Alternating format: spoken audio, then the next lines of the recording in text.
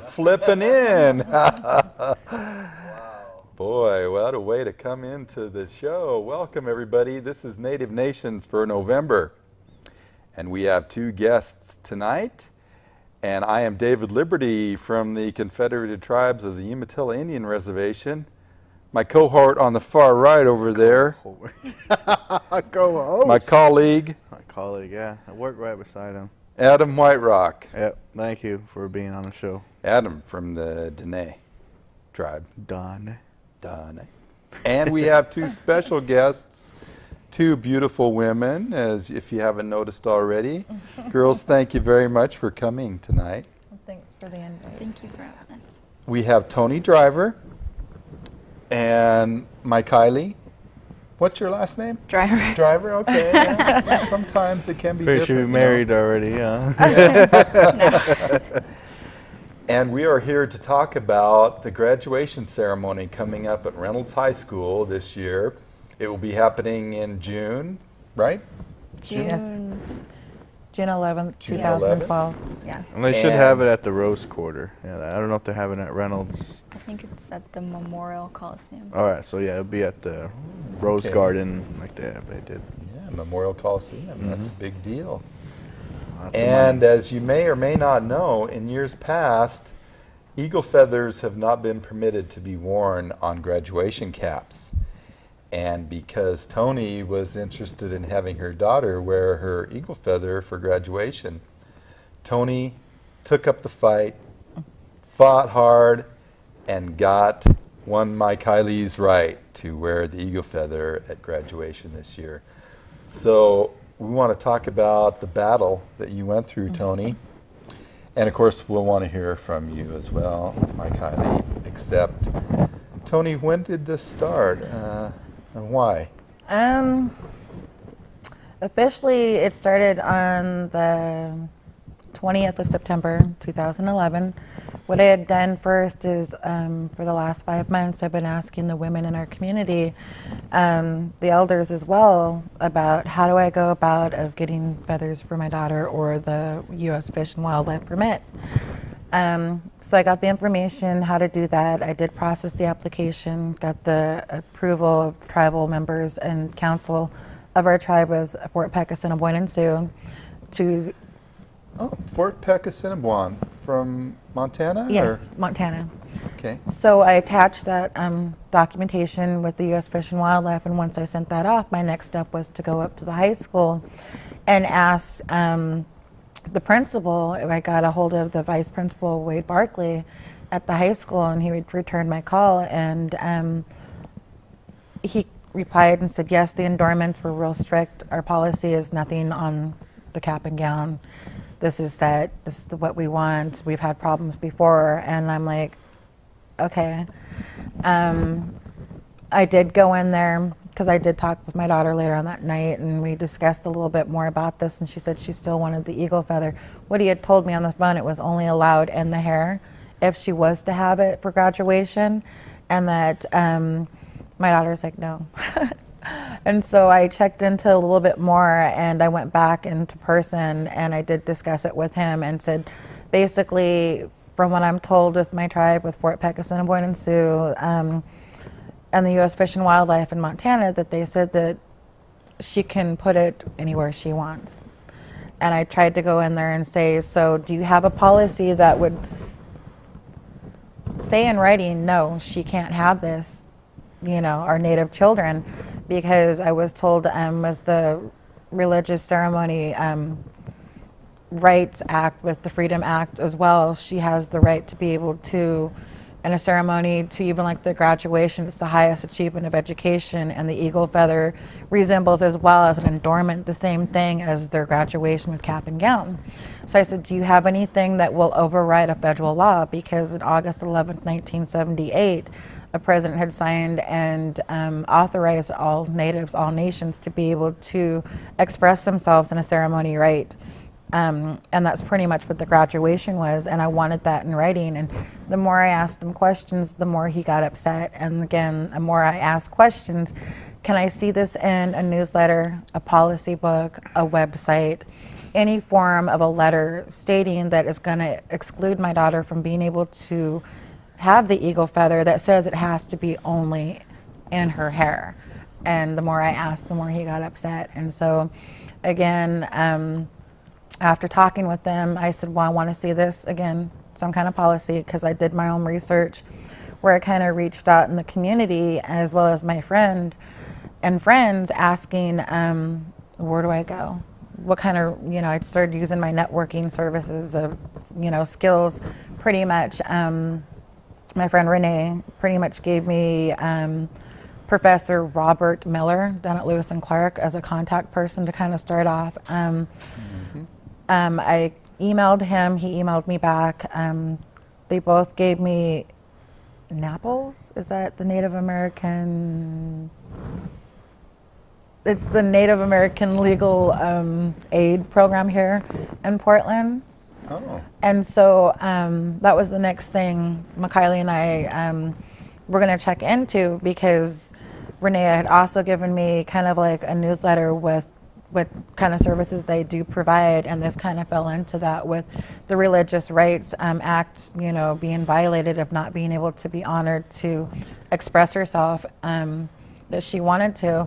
I also called our tribe, and at the time it was Dr. Kenneth Ryan had said, they have no right to tell us Natives what we can and cannot do if they don't work for BIA, Bureau of Indian Affairs, as well as be a tribal council member. They cannot tell us what we can and cannot do, how we can dress, and what to do in our religious, traditional, and ceremonies. She can put that feather wherever she wants, wherever you want her to put it. And so therefore, again, it's up to you to get the right information and to educate these people down there and let them know this has been set in place. We fought for this over 33 years ago. And kind of make a stand and help support your other Native students as well as everyone in your community. If the principal says no, go to the next step with the vice principal. Or no, The You guy wanna in go charge. the superintendent. Yes. The superintendent. Yeah. And then, so I did that too. I had sent her a letter pretty much stating that, he had said no. He told me to go ahead and bypass everyone in the high school. He is the vice principal. He said that Mr. Gilbert, which is the principal of the high school, supported him on this, and that there is no way that they were going to change this, work with me, and to go ahead and go up to the school district, which I did. I did write her a letter what had happened during that visit at the high school.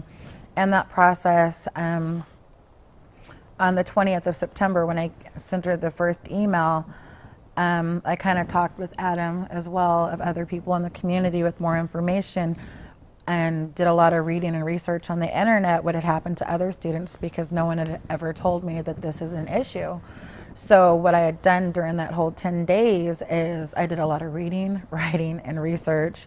I didn't want to just, even though have a meeting, I wanted to get everyone in our community and to reach out to ask other people that would support my daughter and I on this, in their own words, how they felt, their views, their points, if it had to come to a meeting or something like that, to where they could see that I had more people saying yes, we totally understand and back her, and this is not right.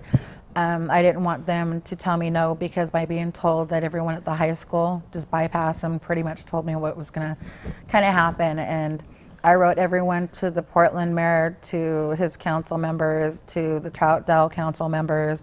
I did try to reach out with all the other tribal members to Grand Run, Siletz, Klamath Falls, Warm Springs, my tribe with Fort Peck, as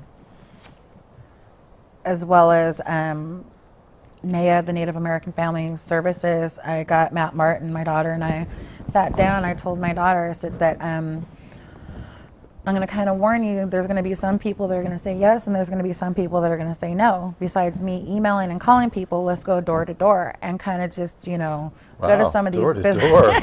Yeah. And so I told her, I said, if they say no, they'll give us a reason why, and that's okay.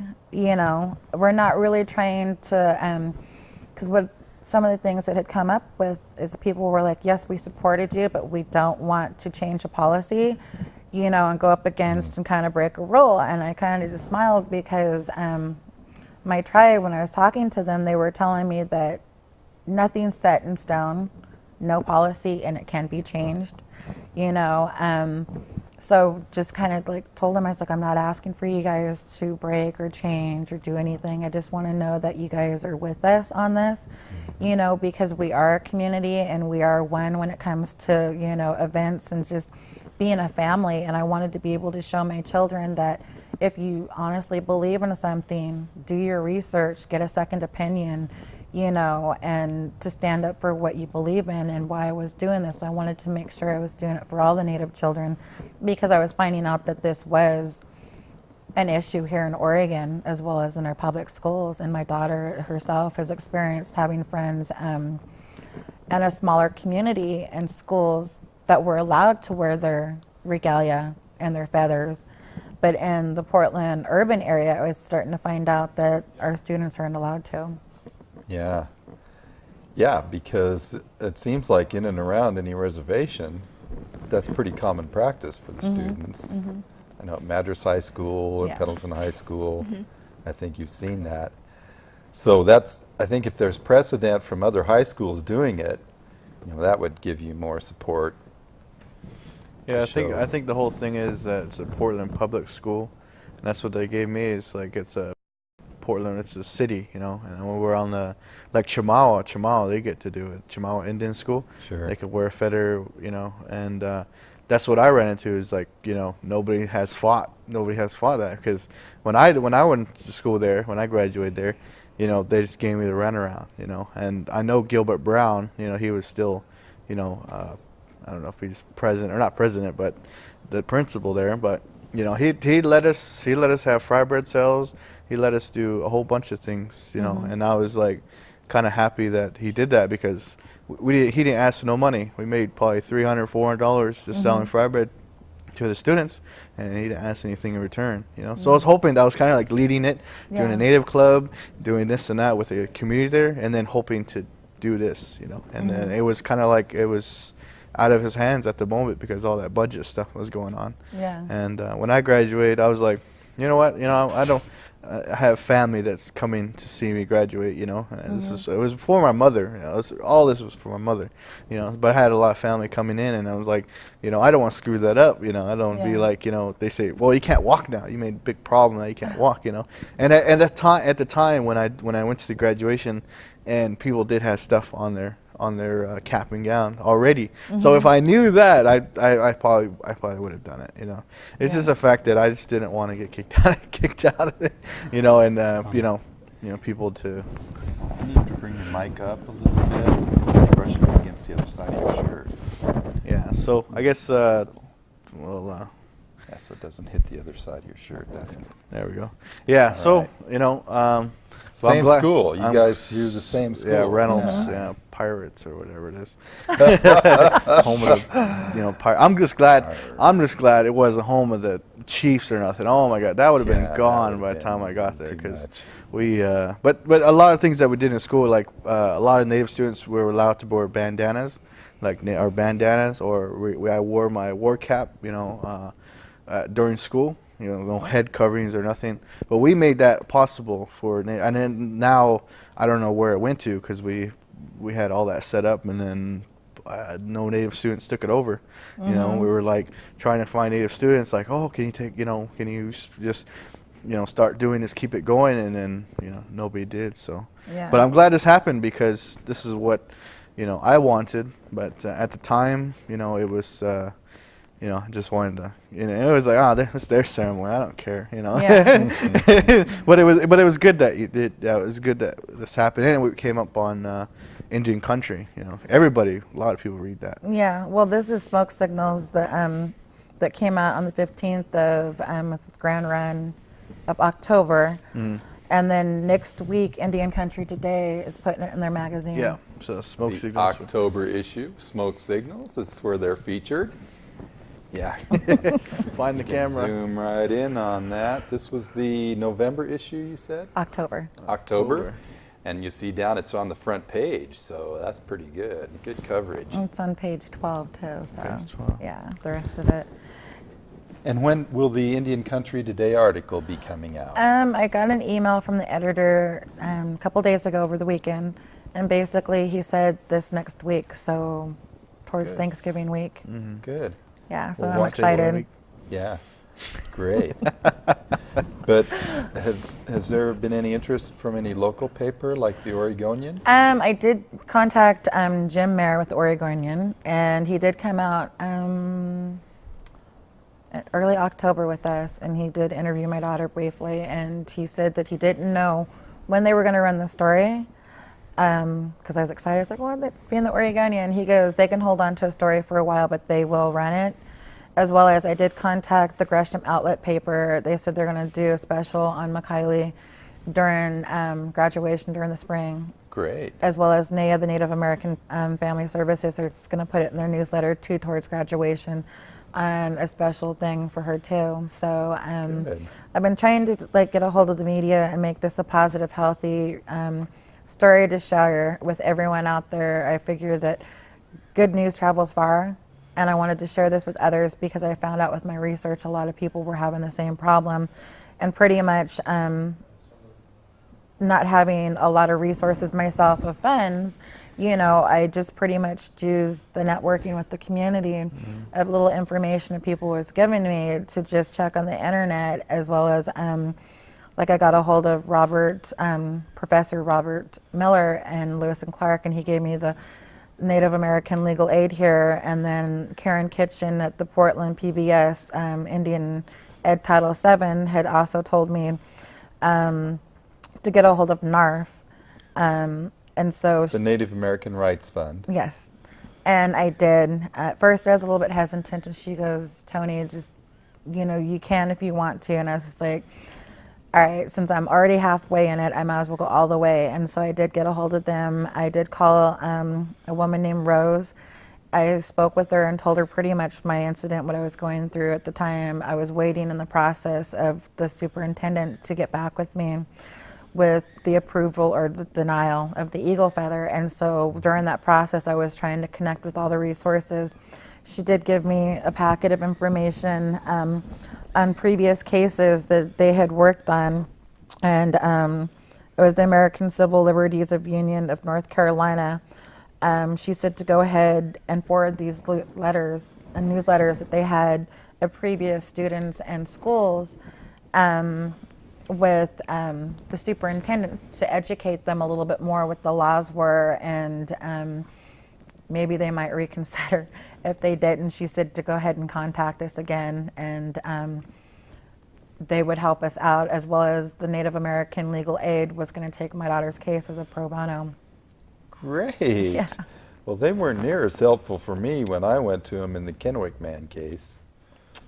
So I'm glad you were successful. Well, thank you. I was under the impression, or what they told me at the time, was that they needed an appeal from the tribe to take on the Kennewick Man case, and apparently there was never that appeal to NARF, the Native American Rights Fund, so they didn't get involved in the Kennewick Man case till the very end. But I'm glad to hear that they're already involved with this and that you've got some pro bono legal help. That is great. Yeah, I took my daughter, and the day I told you that we were going into different places to even NAIA with Matt Martin, they're the executive director of their program, saying to my daughter, he goes, that if there's something he's not wanting to break the rules, but this is something that he supports in, and that he wouldn't mind writing a letter or also come for a conference or a meeting or something to help support her and represent. And I just looked at my daughter and smiled. I said, you know what? That really made us feel good to know that there's other people in the community that are willing to, come with us, as well as we went into Grand Run, and I went in there and there was an employee. I had asked her for some general information. As, hey, who do I get a hold of in your office that I can see, that I can speak with, that would be willing to listen to me on our issue? And the employee there at the Portland office gave me a contact number of April Campbell, with the education of Grand Run, and I called her, and she gave me some great leads as well. She had said that this had been going on here with other tribal members with them as well. I'm like, really? Because no one had ever told me this. So she gave me some information to get a hold of Steve Woodcock down at the Oregon Department of Education, which I was already, you know, thinking about writing them. But she said no, that they had really helped with information before, because they had a student that was in Ladow's, I guess, that wanted to do the same thing. A grandmother and elder had beaded a cap for the student. And she went to help support the student, and the superintendent and the principal denied that child and the work that the elder went into for that student, you know. And so I was like, wow. Yeah, that's too bad. Well, we want to hear from Mykilee. Tell us why you're involved in this. Why is it important to you to have an eagle feather on your cap? Well, basically, I believe that it's important for our future generation to carry on this heritage for, you know, Native Americans to, you know, have an eagle feather on their cap and gown, because a graduation is not only a high achievement and accomplishment, but I think that, you know, this is important. Well, show us the feather. Yes, very beautiful. Now, is this the one that you got from your Fish and Wildlife application? No, this was gifted to me. Okay, but that means you've got eagle feathers on the way, Yes. right? Very Yes. good. Well, it's beautiful. Yay. Yeah, and once we establish it as a policy at Reynolds, is there any plan to try and push it out into the whole school district? Yes, I hope that other public schools, not only in like the Portland area, but like schools that don't approve this, get, you know, the rights for other Native students to have the right to have an eagle feather in their cap and gown. Sure. Very good. Yeah, I think the one thing that they're scared of is that everybody's gonna be like, "Oh, I want to wear this. I want to wear this," you know, and that's like, that's the thing I made a point of too. Is like we have a right to wear it, you know. It's written down and everything, and it was just like, oh well, we don't want people to, you know, parents to be upset, and like, you know, it was just a big roll in the hay, you know, just waiting. Well, excuse me, and it is kind of a, you mentioned the Religious Freedom Act, 1979, which by law gave Native people the right to exercise their own religion freely. Unfortunately, whenever that law has been applied in a court, it has held no power in a court of law, and there's several cases I could talk about that showed that. But needless to say, we still have the religious freedom that we're supposed to be allowed to exercise. And this is kind of a small way. The eagle feather, well, the eagle has been held in high regard by the tribes because it can fly the highest. It can see the farthest. Usually eagles mate for life, which is pretty significant. And so the feathers have always been considered sacred, and for adornment and for gifting. The gift of an eagle feather is one of the highest honors you can receive in Indian country. So eagle feathers have a lot of meaning. They're very important. And it should be the case that the entire Portland School District should have it as a policy to allow eagle feathers. So we'll keep our fingers crossed and see how it develops, and see if other schools will pick this up after it becomes more known that you've done this, Mykilee. So I'm very proud of you for breaking ground and establishing this new policy. Now, you say it still hasn't been written in black and white, Tonie. We're waiting for that to happen. Yes, in fact, today I went and met with Joyce Handstrand, the superintendent at the Reynolds School District, and I did finally get it formally in writing today with her signature to allow Mykilee to be able to wear the eagle feather on cap by tassel at graduation, as long as she has her school credits and academics in place for graduation, and it's an honor. I did ask her because until it's in writing with the documentation where it's accessible for the public, I would like for it, even though they did send me an email and said that this would open the doors for other students to fall behind, and the same honors of the tradition to wear their regalia or their feathers. She told me that the next policy board meeting's in about 2 weeks, and so they're in process of getting that, as well as going through all their policies to see what the to renew them and to be able to know and understand what the federal laws are. Because I did tell them, did this school have the right, because this was a federal law that could override what had already been set, you know, with our elders and everyone putting that in writing. Can they do that? And they said that there's nothing that they could prelude that could keep her from being able to wear the eagle feather. I do want to make sure that it's not just my child, but that it's there for everyone else. They said they were working on something, so it's not just the Native children. It's our Samoans, it's our African Americans, the ones that have to wear a veil and all that too. They're in the process of doing that. So before she graduates, and I have my 2 other younger ones, my youngest graduates in about 5 years, so I'll still be working on this as long as I'm in the district, to make sure that is in writing, so that anyone publicly, as well as it's in documentation with signatures. Mm-hmm. Just gotta make sure all the credits are in order. Yeah. That's right. They'd be like, oh, next year you have to fight again.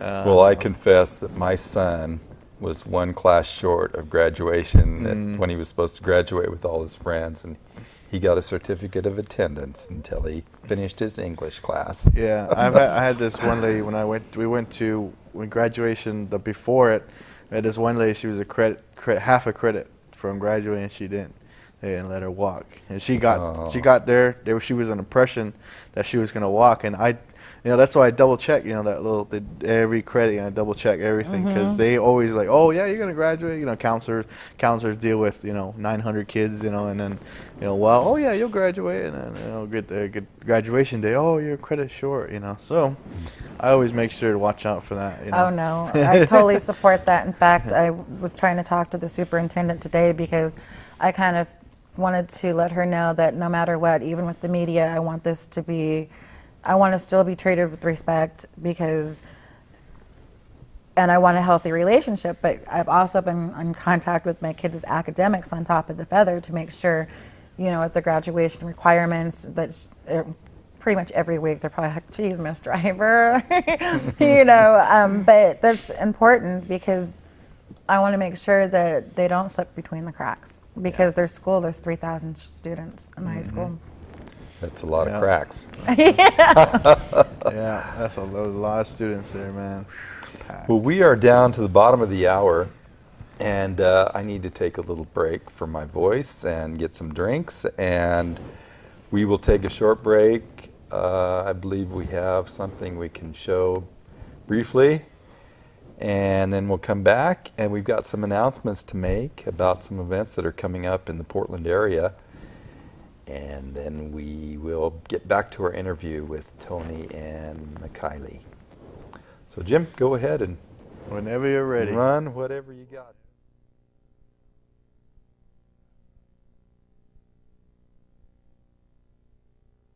Final for the coincidence.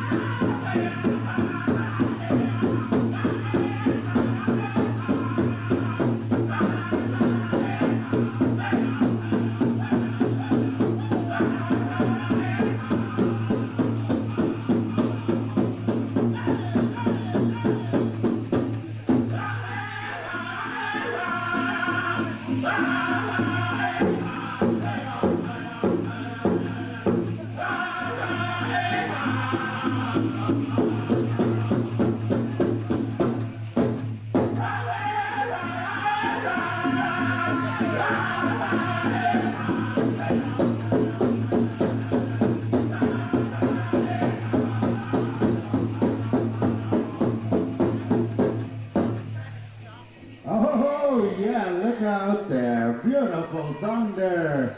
Midnight Express and...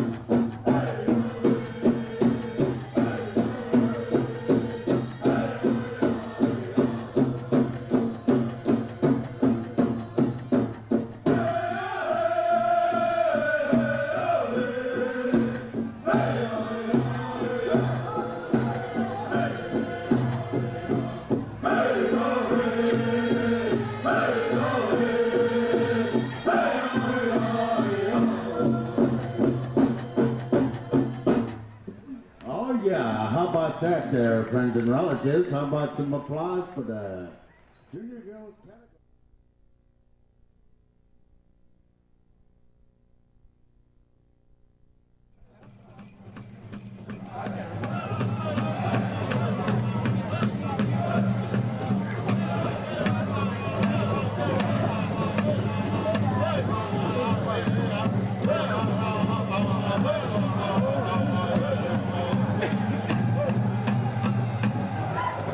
Okay, there was your first.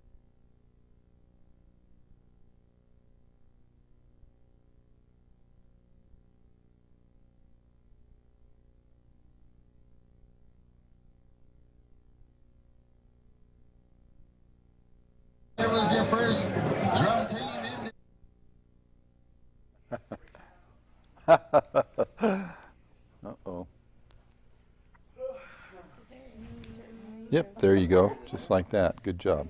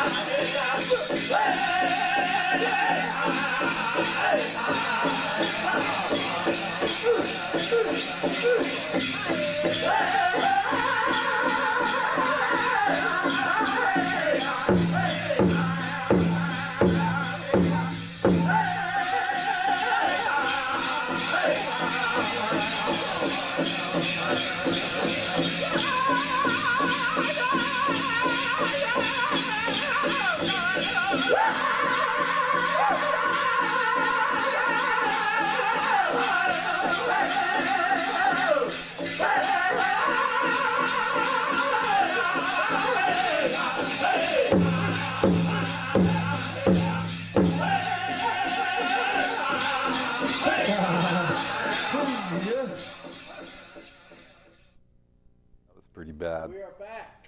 All right. Yeah.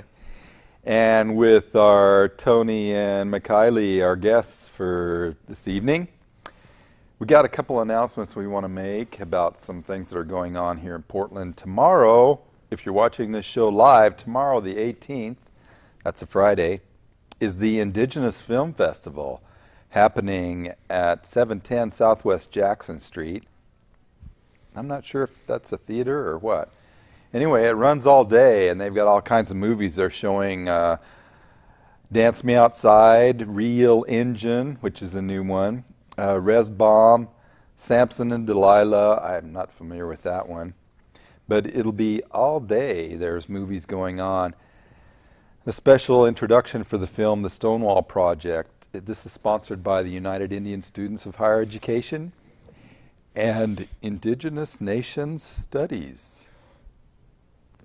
Who are they? That's me. Indigenous Nation Studies. That's us.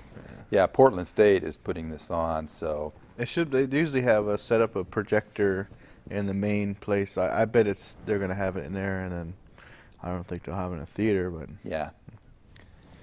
And coming up Wednesday, November 30th at 2:30 is the United States Trust Responsibility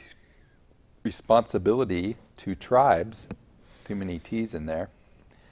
Discussing tribal education sovereignty, Portland State University, community and friends.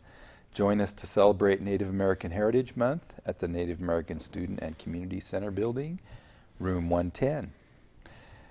The speaker will be Melody McCoy, an enrolled member of the Cherokee Nation and senior staff attorney at the Native American Rights Fund. Wow, I think I'll go to that. Yeah, you should get in touch with her. All right. We don't have the information on the Silet's Restoration Powwow, which is going on this Saturday. Yes. Come early if you guys are hungry. Yeah, Silet's 'Cause Powwow. they feed it's every free. year. It's free. It's free, yeah. It's Silet's Yeah, people fight in line though. Restoration Powwow. And they have a bingo too. They have a bingo. Bingo. So if you want to come and play bingo and win some cool stuff, I guess. Spend some money. Yeah, and stop by Chinook Winds while you're there. Swim in the water. I don't know. Yeah. Go surfing. Yeah, do something. But we're having the winter coat drive. This is probably going to be going on for a while now, but you can. We're just collecting coats for to send them out to anywhere to just. I don't know. We're just dropping them out. Like we're going to be having them collected, and then we're going to distribute them. I think some of them are going to North Dakota. Yeah, we're gonna. Yeah, because yeah, we're gonna do that as well. So we're gonna have barrels. You know, you can put your coats in there, so you can get them. You can drop them off at NAR Residential, or PSU, or PSU Student Family Services, and then just any kind of jackets you don't need or anything. But you can drop them off at the Native Community Center. And of course, we all hopefully know where the Native Center is. I mean, but if people that don't, it's on 710 Southwest Jackson Street. And we have a Native American Holiday Arts and Crafts Sale. So it's on Saturday and Sunday, December 3rd and 4th. It's going to have contemporary as well as traditional art sale. And for the holidays, a fry bread sale. So get your $7 fry bread. And there's another native market going on tomorrow, which I want to mention. A friend of mine from Warm Springs, Bridget Whipple, will be selling her Pendleton blanket boots. They're like Ugg boots, only she uses Pendleton blankets on the top part of the boot. Yeah, they look great. They're beautiful. So Bridget will be selling her wares at the Portland building tomorrow, the 18th of November. That runs from 10 to 4. You know the Portland building with the big statue, Portlandia statue? That will be where the Native American Marketplace will be tomorrow, sponsored by the Bureau of Environmental Services and the City of Portland. So, and again, I will want to bring to your attention the Native Connect This is a listserv that provides information about what's going on in the Portland community from the Native American Youth and Family Center and the Portland Indian Leaders Roundtable. So you could probably do a search on Native Connect and find out how to get this information on Google. And there's a lot of other events going on, but we don't want to spend the whole show talking about it. This Native American Holiday Arts craft sale is actually at Portland State Native Center. So a lot of these going to be a lot of things going on for this month and next month. Yeah. So everybody just show up, I guess. You know. Nice. Yeah. And we're trying to plan our next show to include some dancers and some drumming. So keep that in mind. We're looking for some people for the December 15th show. We'd like to have some drummers and dancers. And again, we must make an appeal that we got a volunteer cameraman here tonight. We're very lucky, but we do need some camera people who can be here on a regular basis. And it's community service. Everybody needs to do community service. This is our way of giving back to our community by presenting this show and bringing on guests like Tonie and Mykilee and all the other good guests we've had on this show. Hey, what about me? Yeah, Adam and Renee and all the people that are working back there that we don't get to see. The people behind the scenes that are working hard to bring this show to you every month. And it takes a little bit of your time, but it's worth the commitment. I mean, we meet some fascinating people on this program, and we would love to have some extra help to run our equipment. So please, that's my spiel. All right. So we want to make sure that you get everything said tonight that you came here prepared to say. So can you think of anything that we may have missed that you want to include in tonight's show, Tonie or Mykilee? Basically, I wanted to be able to share the information for other people, to kind of just know that I started off with just networking, you know, Googling, searching, the community, just all the, I know here in Portland, we have more Native communities like, you know, Portland State with the Native Center, Lewis and Clark, you know, the law professor, Robert Miller, to just networking with people, because really at the beginning I didn't have an attorney or anyone else to represent me. And that's one of the things I want to be able to let the viewers know, is that I did this by myself. You know, after I got the approval, my daughter also got the phone call saying that they would take her case if they needed, you know, and I just kind of smiled, and they told me you did a really good job. We are very impressed that you did it on your own, and I did it in 10 days. Wow. And so I just want everyone to know that just don't give up and just utilize the resources, because they are there. And pretty much is just educating the school and just stay with it, don't give up. And I just started just sending the emails out to everyone knocking on the doors. It's like, I'm not going away. And the school was telling me basically that it's early. I'm like, early? I waited 18 years for my daughter to graduate, so how do you find this early for graduation in spring when I've waited this long for her? You know, one of the things that they were asking me was for documentations, paper, and they even questioned the U.S. Fish and Wildlife, and I kind of contacted them too, and the woman that had taken my application for my daughter, and I said, you know, if they keep asking, I'm going to get a hold of Bureau of Indian Affairs upstairs, because I've never had a school ever question our papers and our documentations, as well as our tribe. Your tribal membership? You mean they were questioning No, whether they were questioning. was legitimate? They legal? wanted to see the paper of her tribal card, as well as the U.S. Fish and Wildlife permit, which we got that. During the time at the process, we didn't have the permit in hand, but we had. I had to electronically have Kelsey with U.S. Fish email me, so I can email it to the superintendent and say, yes, I did receive her application and her daughter.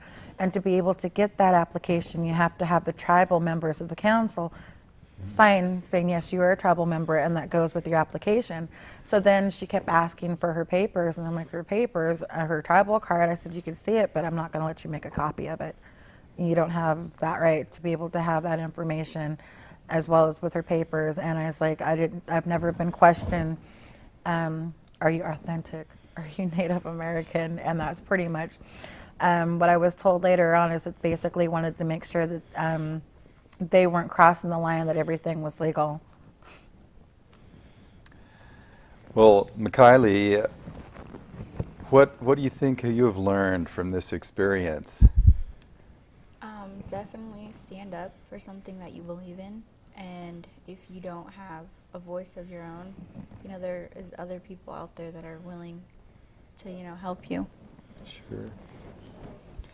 Yes, we've had Robert Miller on our show not too long ago to discuss his latest book, and there's a lot of good professional Native people in this community that are willing to help. Oh, yes. It's a very good network here in Portland. It's good to be a part of it. Yes. I'm proud to be an Oregonian in that sense of being able to use and just asking one person, making a phone call and an email, and that's pretty much how it was, is get a hold of this person, get a hold of that person. And then I go to Mount Hood Community College as a student, and I had a friend there in the diversity that's a president there, and he had said, get a hold of everyone. Just don't stop. Just keep writing the letters, and kind of the support there to encourage me. And he says, you're my hero. He goes, my inspiration for all of our Native students, and just standing up not just for your child, but for everyone else. And that's one of the things I want. And I'm honored to be on your shows, because I didn't want an elder or someone else come through, because the way that the vice principal treated me, he yelled at me. And in one of my emails, I said, if I was a man or I had a spouse with me, he wouldn't have treated me the way he did, but he did. And that pretty much, with him not showing me the documentations on his part to tell me no, just gave me more drive to want to fight and to continue.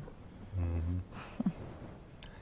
Yes, so it was never a formal policy that you couldn't wear an eagle feather. Yes, that's what they told me Right. later on, that there was, it was overlooked. That was one of the excuses. That there is nothing in writing that can prelude or, from her putting it on there, because they wanted her to put it in her hair. And I'm like, her hair? I want to see this in writing.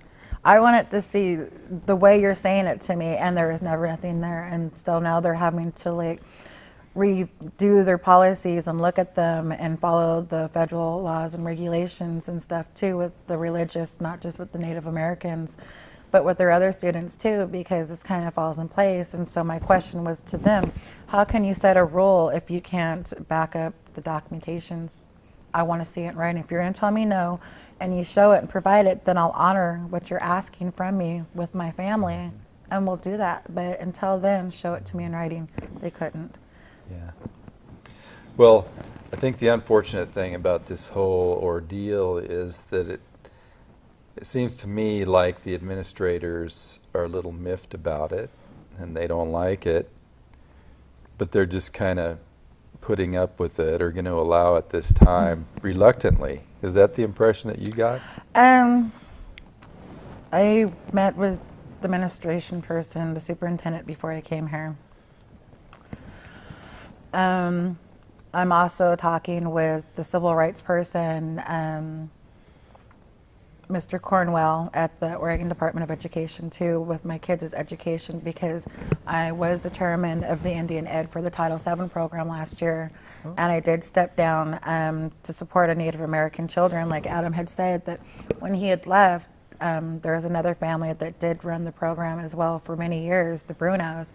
And so when I moved in the community a couple years ago, I started stepping in and trying to support the Native students and see what's in place. And that was another reasons why I wanted to fight for this. And when I had talked to the superintendent today, I said, I want to make sure that this is in place. Not just my two other ones that are going to follow behind her, but for everyone. They are now working with NAIA, the Native American Family Services, because I was told I kind of opened up the door. And so before they weren't even allowing them to come in and do services with the Native children. But now they've worked with them to where the vice principal and Mr. Jeff Gilbert went to NAIA, and now they're having an office space in the high school for the Native American students to have a resource place to connect with some advocacy and people Great. to work with them as well. One of the things was that I've been working for 12 weeks, still in process, is for tutoring for my kids. Yeah, that tutoring is a big issue, and Title VII money is supposed to provide the tutoring for that. Yes, right? the 506 form, and Yeah. that's one of the reasons I kind of stepped down, because I felt that I did a lot of work in our community, and it was a lot for me just to run because there wasn't a lot of parents on the committee yet, and so it was a lot for me to do by myself. Yeah. Yeah. Well, thanks for all your hard work, Tony. Well, thank you. Good job. And we're getting down to the last few minutes of our show. Yay, it went fast. Right. There's only a couple minutes left. So is there anything else that we missed that you had to say tonight? I think I've shared pretty much everything, Yeah. just working with Very for our good. Native students and support for our Natives in our community. Yeah. Yeah. Well, this is a great victory, I think. I do too. I think it was a good cause, and again, I just didn't want anyone else to have to go through and be yelled at instead of having the respect to be talked to. And, you know, it's all about respect. And like my daughter at first said, well, I'm just going to put it on my cap and just run across the stage. I said, no, we're going to do it the right way with honors. Yeah. Yeah, you did it the right way. Up That'll front. Security guards out there. Tackle her, take her out, arrest her. Yeah. All right, so thank you Well- guys for being on our show. Well, thanks for Yeah, the make invite. a- thank you for very inviting me. much. Put it on YouTube, put it on Facebook, MySpace, Definitely. TV, everything. So they get it out there, you know, and hopefully around the world they'll see it. Nice. Yeah, and maybe we can make it a state policy or something. I'm still formally working on that. someday. Yeah, someday. Okay. Yeah. Well, thanks again for watching our program. We'll be back December 15th with our live show. This one will run a couple of times before the next show in December. So thanks for watching. And if you guys have any last minute need information from Tony, or just get us on our website, nativenations@rockymail.com, and we can forward that to Tony if you guys Yes. have any problems, and we'll do that. Yes. Thank you. And thanks to our hardworking crew behind the scenes. Yes. Yes.